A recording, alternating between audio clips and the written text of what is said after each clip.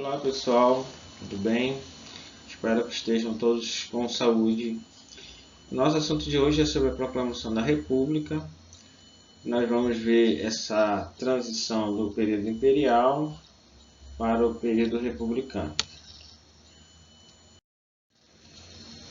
Logo no primeiro slide, no primeiro item, nós temos que muitos foram os fatores, que levaram o Império a perder o apoio. Tanto nas suas bases econômicas, militares, políticas, etc. Ok? A história mostra que o processo de enfraquecimento do imperador foi um processo longo, mas tem alguns pontos que a gente destaca, como por exemplo, que são denominados das chamadas questões. Então, nós tivemos a questão religiosa, a questão militar e a questão do escravismo, do fim da escravidão. Okay? Com relação a essa última, a questão da escravidão, uma das temáticas que eram colocadas pelos escravocratas, ou seja, os proprietários de escravos, era justamente a necessidade de que houvesse uma indenização após a escravidão desses proprietários. Okay? Então a gente vai focar inicialmente nessa questão da abolição da escravatura. O item coloca, ainda no nosso primeiro slide, que desde o fim do tráfico negreiro, houve uma grande resistência das elites agrárias tradicionais frente à ao fim da escravidão e as medidas que foram sendo adotadas pelo Império para uma gradual extinção do regime escravista. Ou seja, eles resistiam ao fim da escravidão. Por que essa gradual extinção do regime escravista, pessoal? Muito simples. Não foi uma ruptura abrupta, ou seja, rápida, inesperada. Nós tivemos, na verdade, várias leis que foram paulatinamente extinguindo a escravidão. Por exemplo, em 1850 nós já tivemos o fim do tráfico negreiro, mas a escravidão continuou no Brasil. O que ocorreu que foi as regiões onde tinha uma mão de obra de escrava maior, acabaram fornecendo, como no caso do Nordeste, para regiões que estavam precisando de mão de obra. Então foi uma questão paliativa, ok?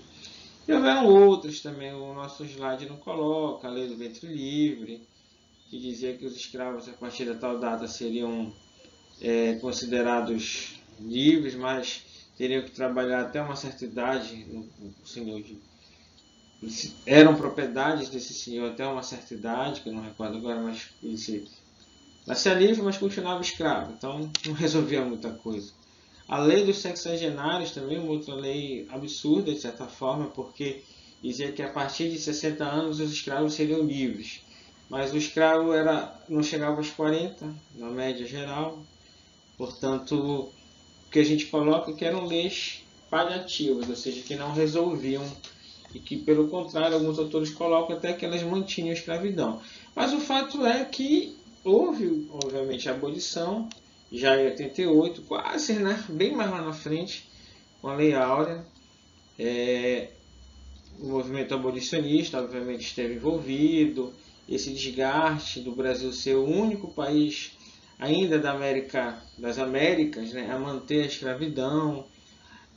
Os ideários abolicionistas, até mesmo, obviamente, criticando diretamente, ainda se manter esse regime arcaico no Brasil, de exploração, as ideias também de uma modernização da sociedade. Então, culminou com a Lei Áurea, mas que a gente percebe que, de fato, pouca coisa mudou no Brasil, porque a velha questão de que os escravos tornaram-se livres, mas com uma liberdade cerceada, porque não foram dadas oportunidades de educação, de trabalho, etc. Mas o fato também é que, como não houve indenização, os proprietários rurais eles deixaram de apoiar o Dom Pedro, o imperador Dom Pedro II. Okay? Um outro tópico é a chamada questão religiosa. Nós temos aqui o item seguinte, que explica assim, resumidamente, como ocorreu essa questão. Então, no Brasil, a igreja era ligada ao Estado, e todas as ordens vindas de Roma elas tinham que ter o beneplácito do imperador, né, que é o chamado beneplácito régio, ou seja, o que é o beneplácito? Desculpa, a anuência, a concordância do imperador. Nesse sentido, houve uma determinação papal na época de que os maçons deveriam ser excluídos das celebrações religiosas católicas. O que não foi acatado pelo imperador, até porque ele também tinha ligações com os maçons. O imperador ele tem uma vertente de ser um cientista, de ser um grande amante das artes, um filósofo, ele falava várias línguas. Muitos dizem, inclusive, que ele se preocupava muito mais com essa vida, assim, digamos assim, não diria acadêmica, mas intelectual, do que até mesmo com a política. Portanto, ele não acatou essa ordem papal, mas 2 bispos do Brasil acataram, o de Olinda e o de Belém, né, Antônio Macedo Costa, no caso de Belém, excluíram os maçons da igreja e o imperador, em represália, os prendeu. Claro que essa prisão não durou muito tempo, logo em seguida eles foram soltos, mas isso gerou uma crise da Igreja Católica com a monarquia, como o texto coloca, e esse rompimento, né, foi muito ruim, muito danoso para o imperador, porque a igreja sempre foi uma base essencial ao imperador. Também nós temos a chamada questão religiosa. O que vem a ser essa questão religiosa? Ela tem uma relação direta com 2 pontos. Desculpa, pessoal, questão militar. Religiosa nós já falamos. 2 pontos com... um é a Guerra do Paraguai, a outra é o republicanismo entre os militares. Por quê? Com a Guerra do Paraguai, os militares, principalmente do Exército, eles tomaram convívio, tiveram contato com outros povos da América Latina que não davam o mesmo tratamento, principalmente aos negros e ao Exército, como os militares do Brasil recebiam, principalmente do Exército. Então, o Exército era o que a gente percebe que ele não tinha representação política, era uma classe até de certa forma desprivilegiada. Os critérios de ascensão de patente eram muito subjetivos, muito políticos, e quem comandava o exército eram os civis, bacharéis e tal. Portanto, os militares eles se sentiam muito desprestigiados dentro do império, sempre ressaltando os militares no caso do exército, que a marinha já era mais ligada à nobreza, ela era uma classe mais elitista, digamos assim. Okay? Essa insatisfação por esse desprestígio político e também o republicanismo, né, que vai surgir muito no seio militar, vai fazer com que os militares se afastassem do Dom Pedro II. Okay?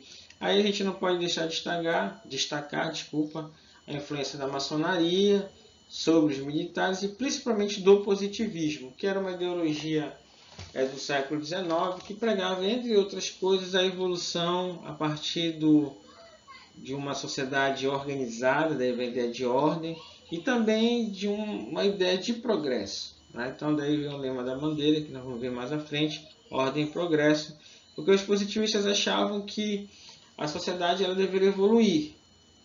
Portanto, a monarquia, ou seja, o império, já era visto como um sistema político arcaico, né, ultrapassado, ainda ligado ao escravismo, ainda ligado à grande propriedade, às nobrezas. Então o Brasil ele passa a ser visto como um país retrógrado, ultrapassado, também de um contexto geral, digamos assim, nesse momento aí. Nesse sentido, pessoal, já para concluir, a gente percebe que o imperador ele foi perdendo toda a sua base de apoio, seja política, no caso dos proprietários de escravos, seja religiosa, no caso da Igreja Católica, e também a militar, no caso da questão militar.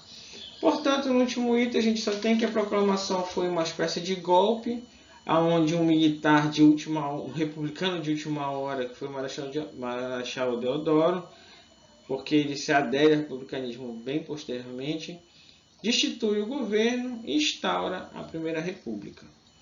Espero que a gente possa ter um discernimento melhor a partir desses slides aí sobre esse tópico que nós acabamos de trabalhar com vocês. Um grande abraço a todos.